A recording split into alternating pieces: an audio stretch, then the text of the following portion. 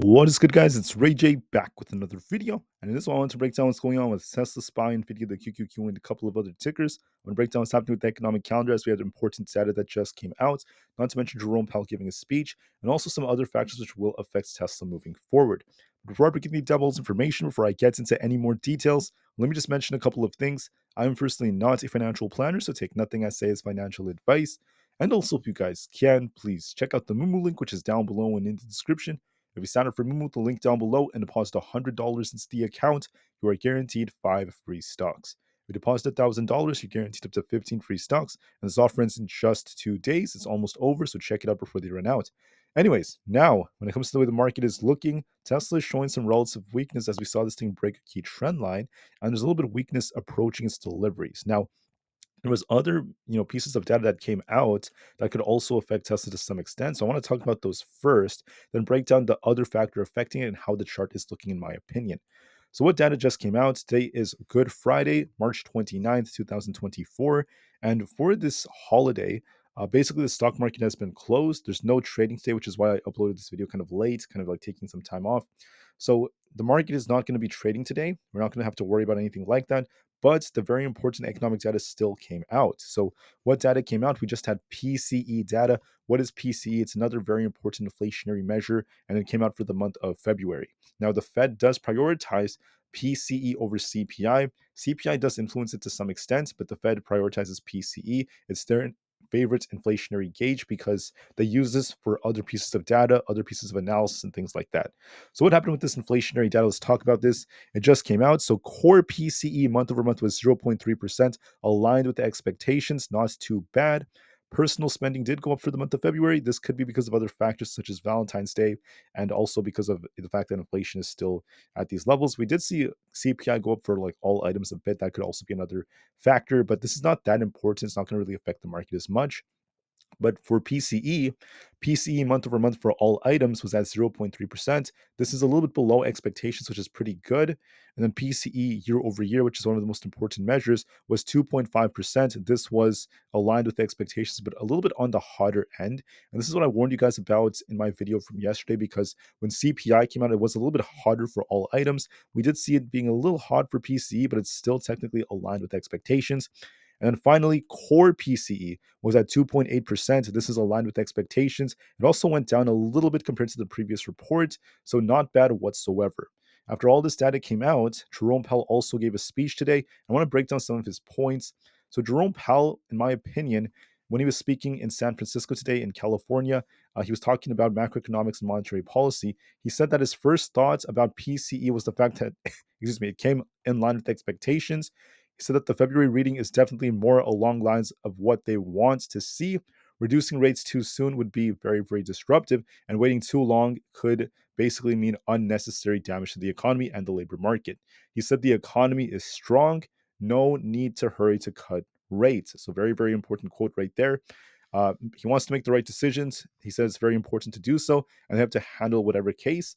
And he says that they want to be more confident when they end up cutting rates, or at least before doing so. So, what does all of this mean?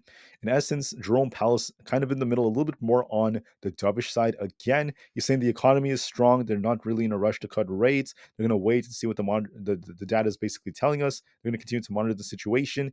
And right now, the Fed is still kind of maintaining their same stance from the previous FOMC meeting. The last time FOMC came out, Jerome Powell caused a big squeeze in the market, which eventually led to new all-time highs. So in essence, we're seeing the same thing again. And when he said these things, the last time the market liked it. So this is still a little bit more positive for the stock market. So what this means is, and I'm going to talk about SPY real quick. SPY is on an uptrend. The market is still bullish overall. Okay, there's no factor that came out over the last day. There's no factor from PC or Jerome Powell's speech that's going to cause the market to sink very hard as of right now. We're not really getting it yet. There could be additional factors that come out for the weekend, but we're not really getting them quite yet. And so far, the charts remain bullish. So the market could still get bought back up again. I know a lot of, excuse me, a lot of people are saying that the market's due for a big pullback in Q2. I personally think that that's very probable as well, especially looking at the current cycle.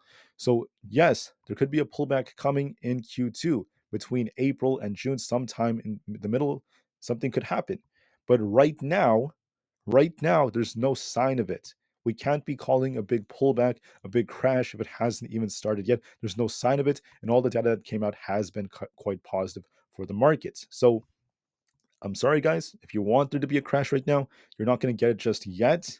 We're not seeing that. There's no sign of a crash. There's no sign of a pullback right now. The market is still holding up very, very well. So far, we just have to be patient and see what this causes. There's going to be a move likely coming on Monday. Could even be to the upside again. We could continue higher for a bit, and we'll see if the market ends up topping out again as we're at this key resistance at 524. So far, so good from the market. Now, Tesla is not the same as the market though, because Tesla has external factors. Tesla, whether this helps Tesla pop and drop or not is going to be a little difficult to predict. But I just want to say that right now, compared to the markets, Tesla is a little bit weak. Tesla's looking a little bit weaker as it's establishing this high at 184, came down, established a lower high, and is continuing to sink, breaking this. So the trend is a bit more bearish, approaching a very important data.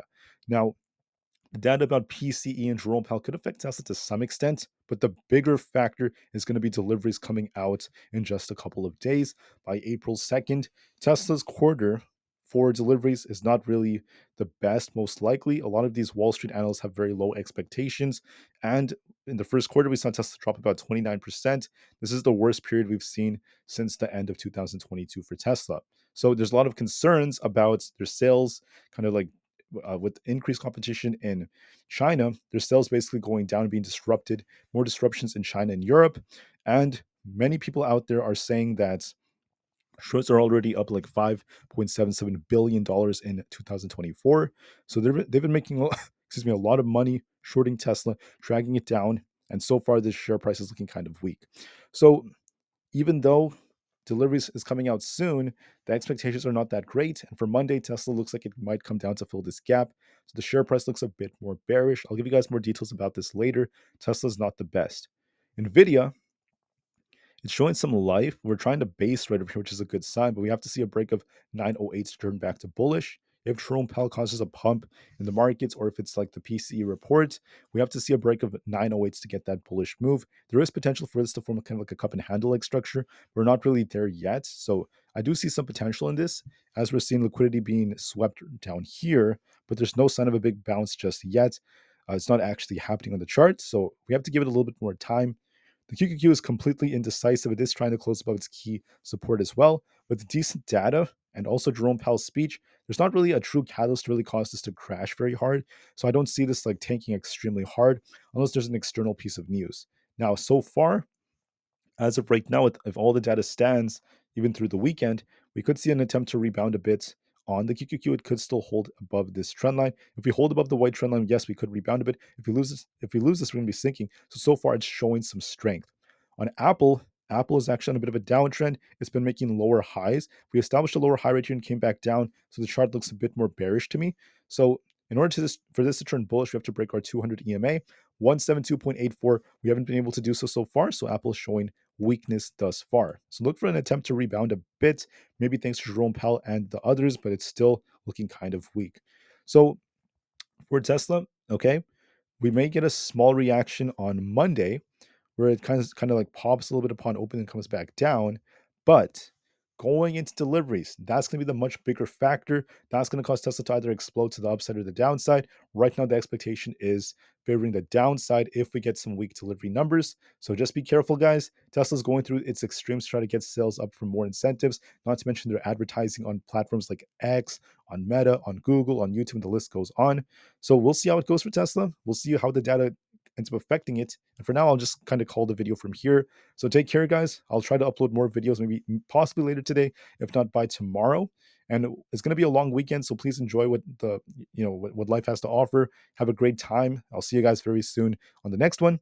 Thank you, Tesla to the moon. The long term is still very bright for the company despite this short term downwards pressure. This is just a short term and a much bigger movement for Tesla. Yes, it may have some downside for the short term, but the long term of Tesla is still very bright, in my opinion. We just have to be patient. We have to give it the time it needs.